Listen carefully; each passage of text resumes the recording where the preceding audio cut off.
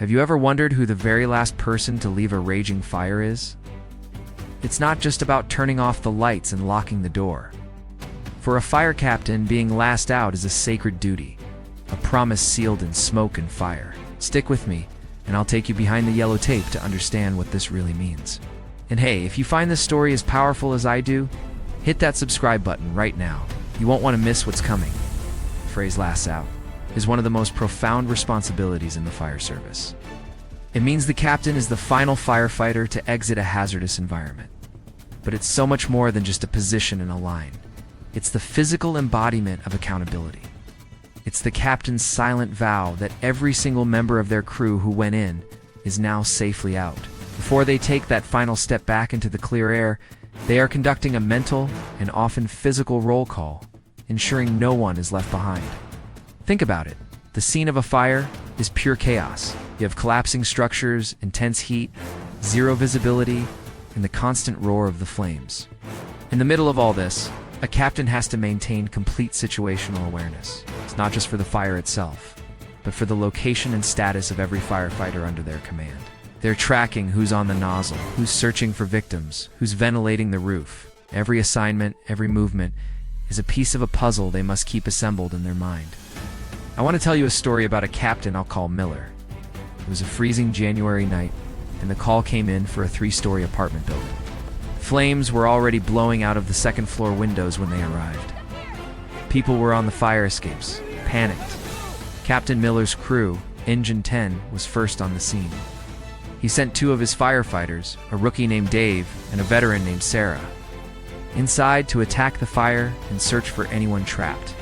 The conditions inside were brutal. Smoke was thick, black, and banked down to the floor. Dave and Sarah were crawling, feeling their way along the walls. They were making progress, pushing the fire back, when suddenly, the ominous groan of failing timbers echoed through the building. A partial ceiling collapse occurred in the hallway, separating them from their exit path and, more critically, from each other. On the outside, Captain Miller heard the crash and his heart sank. He immediately got on the radio. "Engine 10 interior, what's your status?" Sarah's voice came back, strained. "Captain, we've had a collapse." "I'm okay, but I'm separated from Dave. I can't find him." Those are the words that every fire captain dreads. A lost firefighter. In that moment, the entire operation shifts. The fire becomes secondary. The number one priority is finding Dave. Miller immediately called a mayday, signaling a firefighter emergency, which brings a flood of resources and a dedicated rescue team. But he didn't just stand there and wait. He knew his crew best. He relayed Sarah's last known location to the incoming rescue team and made a critical decision. He was going in. This goes against some protocols, as the commander is supposed to stay outside and manage the scene. But the last out mentality was ingrained in him. His firefighter was missing, and he couldn't stand by. He grabbed a partner and entered the structure, following the same hose line Dave and Sarah had taken in. The heat was blistering. The smoke was a physical wall you had to push through. Miller and his partner crawled over the debris from the collapse, calling out Dave's name. Every second felt like an eternity. On the radio, you could hear the controlled urgency in his voice, directing the rescue teams, coordinating the search, all while he was in the thick of it himself. He was the conductor of a terrifying orchestra, and he was playing his instrument from the middle of the stage. Meanwhile, Sarah was trying to find a way around the collapse. She was also yelling for Dave, her voice hoarse. Finally, a faint sound. A muffled cough. She followed it and found him. Dave was pinned under a heavy section of the ceiling, his leg trapped. He was conscious but running low on air. Sarah radioed their position to Captain Miller. Miller's voice came back, calm and reassuring. "We're coming for you, Dave. Hang on, or stay with him." He guided the dedicated rescue team, the rapid intervention team, or RE directly to their location. They arrived with heavy tools, pry bars, and airbags. Together, under Miller's watch, they worked feverishly to lift the debris off Dave's leg. It took what felt like a lifetime, but they freed him. They got him packaged and ready to be moved. The teams began the slow, careful process of evacuating Dave from the building. Then Sarah was escorted out, then the rescue teams. One by one, firefighters emerged from the smoky doorway, covered in soot, exhausted but safe. And who was the last one to come out? Captain Miller? It's only after he saw Dave being loaded into the ambulance. After he did a face-to-face roll call with every member of his and the assisting crews who had been inside. Only then did he walk out of that building. He was covered in grime, his coat was singed, but his crew was whole. He was the last out. He kept his promise. The story isn't a Hollywood script. It's a reflection of the thousands of silent professional decisions made on fire grounds every single day.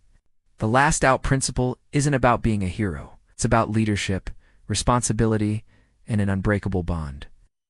It's knowing that you brought your family into the fire, and it's your absolute duty to bring them all out.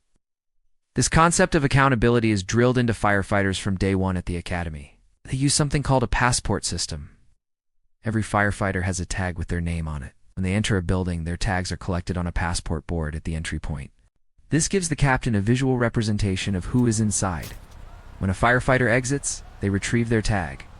The captain's job isn't done until that board is empty. It's a simple system, but it's a lifeline. In the chaos of a fire, it's a tool of order and safety.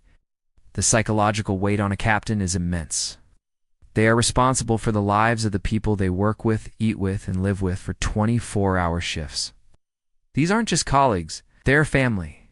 So when they stand at that doorway doing one last sweep with their thermal imaging camera into the darkness, it's a deeply personal moment. They are looking for a friend, a brother, a sister. The last out rule extends beyond just the immediate danger zone. At the end of the entire incident, after the fire is out, after the overhaul is complete and every hotspot is extinguished, the captain is still working. They are ensuring all the equipment is accounted for, that the trucks are repacked correctly, and that their firefighters are getting the hydration and medical evaluation they need. Their responsibility doesn't end until the bay doors of the firehouse close behind them. Even then, the job continues. Back at the station, a good captain will lead a debrief. What went right? What went wrong?